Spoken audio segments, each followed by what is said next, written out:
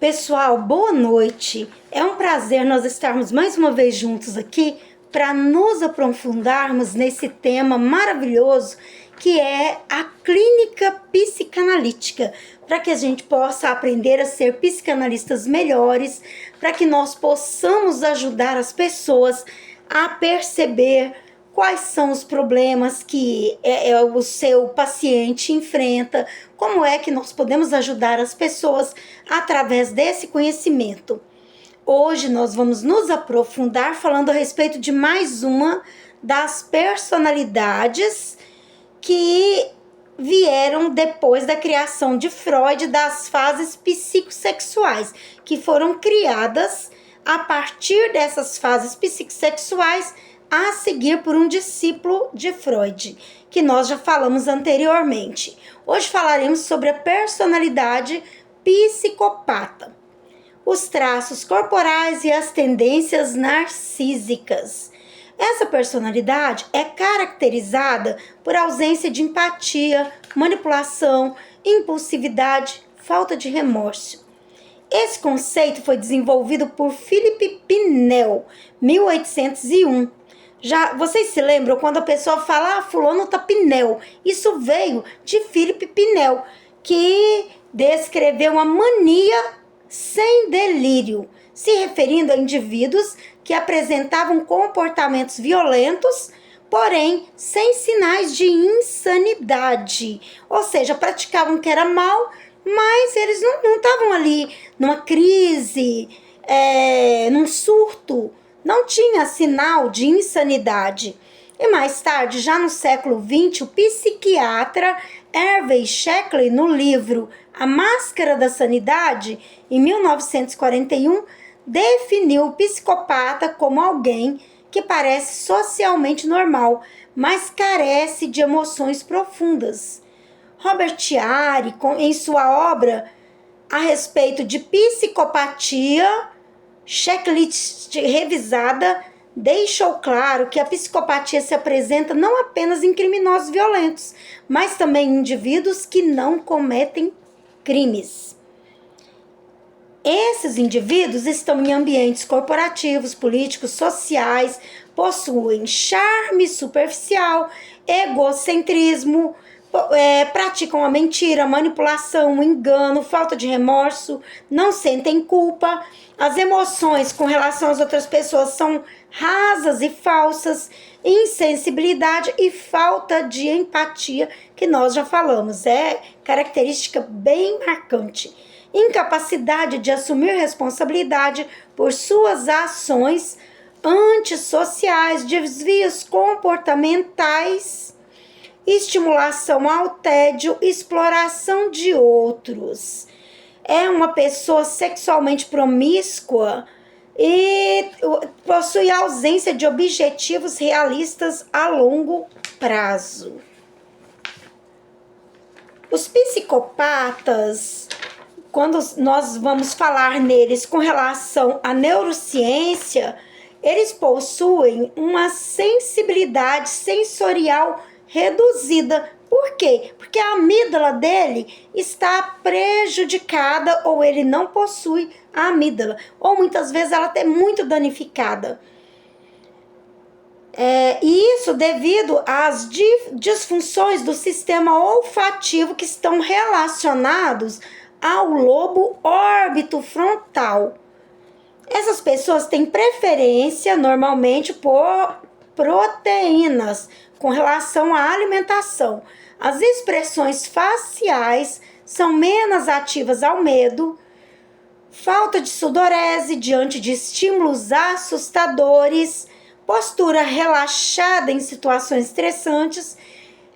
E essa personalidade psicopata foi relacionada a serial killer em 1970 a 1980, quando John Douglas e Robert Hessler, do FBI, perceberam que a maioria dos serial killers se encaixavam no padrão da personalidade psicopata.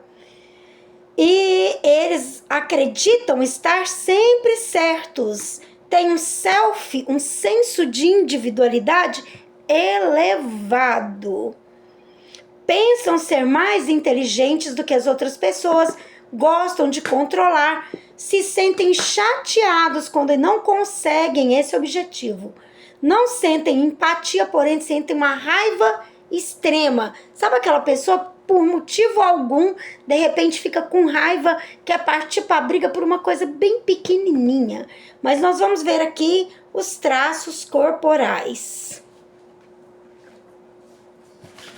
Essa pessoa possui poucas variações emocionais, olhar predatório, olhos que parecem avaliadores, fundos e frios, ausência de reações emocionais, peito triangular, pernas em V, queixo pontudo.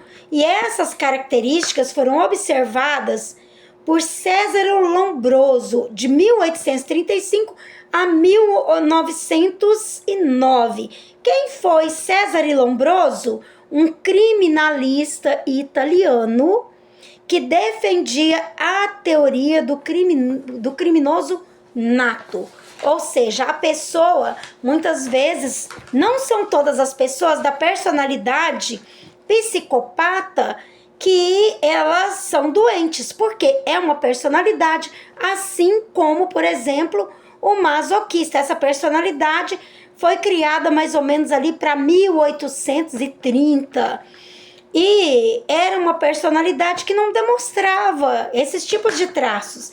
Veio-se a observar que os serial killer, que as pessoas com tendência criminosas vinham desse tipo de personalidade tempos depois. Então não é todo mundo que realmente tem essas características que é uma pessoa patologicamente doente. Alguns psicopatas, eles internalizam por causa de traumas e não por essa tendência. Eles vão internalizar desde a infância esse modo de agir. Mesmo quando a criança não possui a amígdala, ela pode chegar bem à vida adulta dependendo do ambiente onde ela é criada. Agora vamos ver histórias que mostram as duas, a diferença entre uma pessoa criada em um ambiente bom e um ambiente ruim. Então vamos ver aqui. André tinha 6 anos quando começou a perceber que algo nele era diferente. Demonstrava comportamentos agressivos, foi criada em um lar com abusos físicos e emocionais e exposta a insultos, desvalorização e negligência por parte dos pais. Ele sentia muita raiva e gostava de maltratar animais. Nunca se sentia penalizado com o sofrimento alheio, mas sentia prazer muitas vezes em ver o sofrimento. Ficava observando quando via um cão que tinha sido atropelado e muitas vezes achando aquilo interessante, curioso. Sem acesso a comportamentos positivos e suporte emocional na infância, internalizou a violência como meio de interação social. Na vida adulta, seus comportamentos eram antissociais, dificuldade em manter relacionamentos saudáveis e se envolveu em ações criminosas. Agora, já no presídio, ele tem a oportunidade de estar fazendo análise psicanalítica e tratamento psiquiátrico, já que sua amígdala cerebral é quase totalmente danificada. E agora vamos ver o caso de Maria, que foi criada num lar afetivo. Maria, desde cedo, demonstrou ausência de remorso e comportamentos manipulatórios, mas foi criada em um ambiente amoroso, estruturado, e seus pais, atentos a essas dificuldades comportamentais de sua filha, buscaram ajuda psicanalítica desde cedo, através de terapias focadas no desenvolvimento de empatia e manejo de impulsos, mostrando inclusive que, apesar dela não ter sentimentos de empatia, ela sabia que atos ruins gerariam consequências para ela. O psicopata, ele está ciente de quando algo vai gerar para ele uma consequência. e ela estava sempre em constante observação na escola, porque seus pais avisaram ali os professores, treinando com sua analista e com seus pais e sendo orientados, que eram orientados através de tratamentos psicanalíticos também para lidar com a filha. E através dela ser treinada em comportamentos adequados e sociáveis, apesar de continuar tendo traços psicopáticos e eles não terem sido totalmente eliminados, o suporte contínuo permite hoje que Maria consiga viver em sociedade de forma funcional. Então, pessoal, olha só, no caso da psicopatia, nem todos vão apresentar o mesmo perfil neurológico. Alguns têm disfunções na amígdala cerebral, que é uma estrutura responsável pelas emoções, e pode haver outras áreas afetadas como o córtex pré-medial, que é responsável pelos impulsos e tomadas de decisões. Os psicopatas são menos preocupados com as consequências de seus atos, mas se preocupam, prestem bem atenção, com as consequências que geram para ele, com a dor que pode causar nele e com as consequências que geram para si.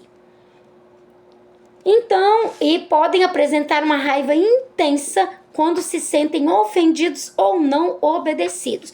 Porém, existem as pessoas que têm o traço psicopata, a personalidade psicopata, que é o controle, o desejo de manipular, mas são pessoas normais que podem viver normalmente em sociedade e conseguem lidar bem com isso quando bem treinados. São políticos, são pessoas que convivem em igrejas, são pessoas que estão na nossa sociedade em geral.